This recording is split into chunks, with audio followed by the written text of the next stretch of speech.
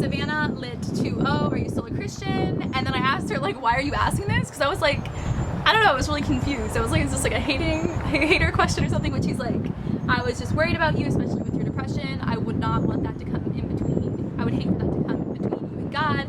Yes, I am still a Christian. It would take a lot for me to not be a Christian, which I guess a lot has happened. I kind of went through a point earlier in the summer where I was kind of not wanting God to exist just because it was so confusing reconciling all the violence going on in the world and the way like I haven't been able to connect with God through my depression.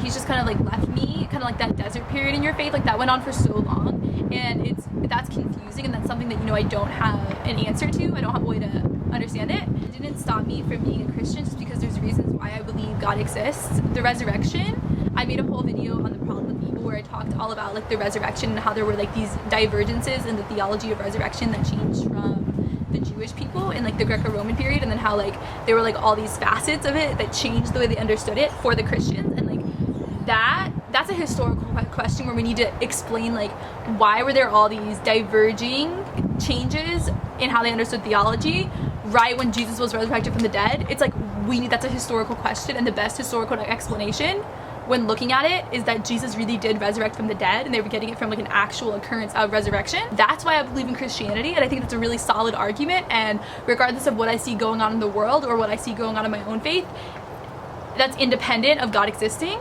So yes, there are, you know, times when I want to doubt God and I don't want him to exist, but I'm not going to stop being a Christian. Universal morality is like a huge reason why I believe that God exists, because we need to have like a standard for all the universal truth going on in the world. We're so drawn towards like hating injustices and being like murder is wrong, shooting someone is wrong. Like we're so drawn towards that. And so all of that to me seems to be pointing towards like something setting a standard of good. Also, the creation of the world, the Big Bang and all of that evolution, I completely agree with, and we have all these explanations of how it happened, but we don't have an explanation of why it happened, in the sense that it was so like 0.000 to the 10th to the a millionth power like chance that it shouldn't have happened the way it did, with like the way like the quarks and antiquarks in the first like second or whatever cooled in a certain way. Like it's just so insane that it turned out the way it did.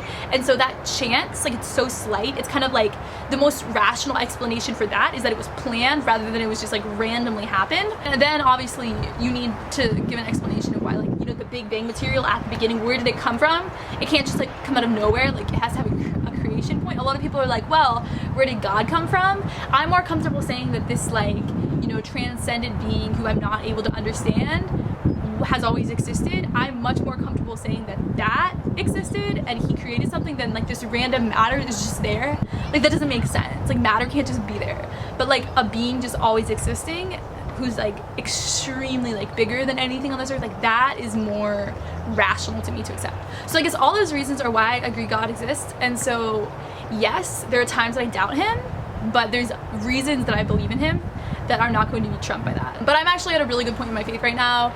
I had this kind of intervention thing happen a few weeks ago, and now I'm just like very secure in my relationship with God, and I feel like at church on Sunday I was like singing, and for the first time I was like singing without like crying because I felt hurt by God, but I was singing and I felt like I was tearing up because I felt like so much love from God, because I was just thinking about how like God, like Jesus died on the cross to just prove to us how much he was loyal to us and like how much he wanted to be there for us.